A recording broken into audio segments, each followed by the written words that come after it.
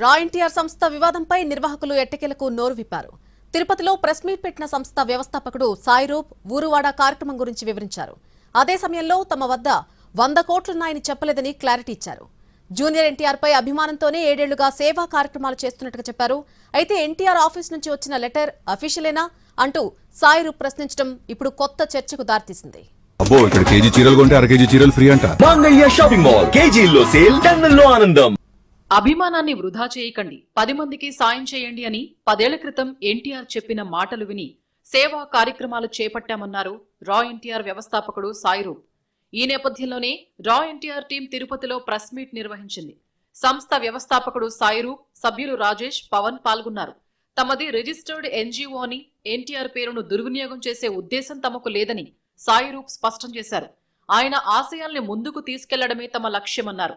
గత 7 ఏళ్లుగా సొంత నిధులతో చిన్న చిన్న సేవా కార్యక్రమాలు చేస్తున్నామని చెప్పారు. తమ వెనుక రాజకీయ నాయకులు కానీ పెద్దలు కానీ ఎవరూ లేరని, కేవలం ఎన్టీఆర్ ఎమోషన్ మాత్రమే ఉందన్నారు. మా నందమూరి తారక రామారావు గారు తలదించుకునే పని గాని, ఆయన అవమానించే పని గాని, ఆయన పేరు పోగొట్టే పని గాని కళ్ళలో కూడా మేము దాన్ని ఆలోచించాం, ఆ పని చెయ్యం. నేను చాలా చిన్నవాడిని, మేము చాలా చిన్నవాళ్ళం. నేను ఆల్రెడీ మొన్న ఏబిఎన్ లో ఇంటర్వ్యూ అయినప్పుడు కూడా ఇదే చెప్పాను వెంకటకృష్ణ గారికి. నా ఫ్యామిలీ బ్యాక్గ్రౌండ్ ఏంటి, నేను ఎక్కడి నుంచి వచ్చాను అన్ని చెప్పాను. మా వెనకాల ఎవరూ లేరు. ఒక పెద్ద కథనం రాస్తే దాన్ని మేము ఫైట్ చేసేంత దమ్ముధైర్యం కూడా మాకు లేదు. మౌనంగా కూర్చోవడం తప్ప. మన ఊరు మన బాధ్యత. గ్రామాల్లో ఎన్నో ఏళ్లుగా పరిష్కారం కాని సమస్యల్ని గుర్తించి స్థానిక ప్రజల సహకారంతో వాటికి పరిష్కారం చూపే ప్రయత్నం చేస్తామని చెప్పారు. తాము చేపట్టబోయే ఊరువాడ సేవా కార్యక్రమంలో భాగంగా 3 ప్రధాన విభాగాలు ఉన్నాయని వివరించారు.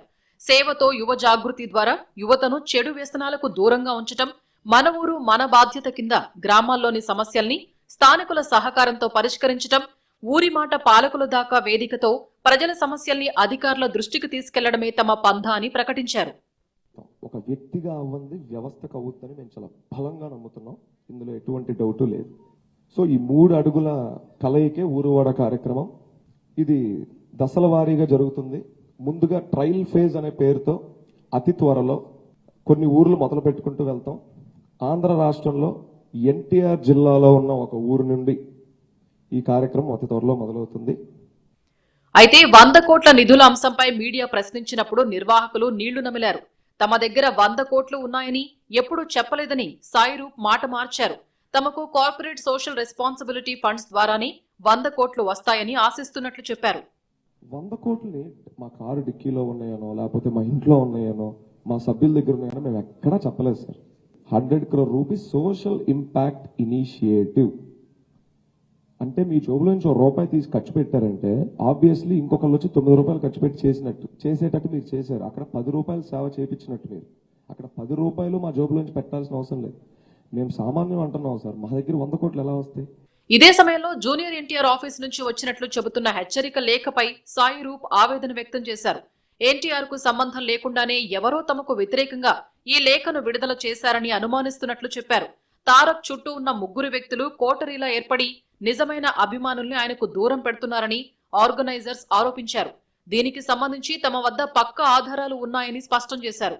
తమ సేవా కార్యక్రమాల గురించి ఎన్టీఆర్ కు వివరించేందుకు ప్రయత్నించినా ఇప్పటి వరకు ఆయన్ను కలవలేకపోయామని నిర్వాహకులు వెల్లడించారు. మేము ఎగ్జాగరేట్ చేయట్లేదు, జనాలే ఎగ్జాగరేట్ చేస్తున్నారు. మేము కామ్గా సోషల్ మీడియా పోస్ట్ వేసుకుని వెళ్ళిపోయాం. జనాలే దాన్ని ఇక్కడ దాకా తీసుకొచ్చారు. కలిసే మా రామారావు గారు ఇన్ని సంవత్సరాలుగా మేము ఇంత కష్టపడుతుంటే మమ్మల్ని ఎందుకు కలవట్లేదు? మేము ఆయన్ని కలిసి మొరపెట్టుకొని అన్నా మేము ఇంత కష్టపడుతున్నాం, మీ గురించి ఇలా ఒకటి అనుకుంటున్నాం, ఇది చేస్తే బాగుంటుందా లేదా ఒక్కసారి చూడండి అన్న, మా వయసు చాలా చిన్నది, మాకెవరు గైడెన్స్ లేరు, మాకు మేమే తడబడుకుంటా కింద పడతా లేస్తా చేస్తాం అని చెప్పాలని ఎప్పటి నుంచో ఉందండి. తిరుపతి ప్రెస్ మీట్ తో రా ఎన్టీఆర్ సంస్థ చుట్టూ ఉన్న వివాదం మరింత ముదిరినట్లు కనిపిస్తోంది. దీనిపై జూనియర్ ఎన్టీఆర్, ఆయన అభిమానులు ఎలా స్పందిస్తారన్నది ఆసక్తికరంగా మారింది.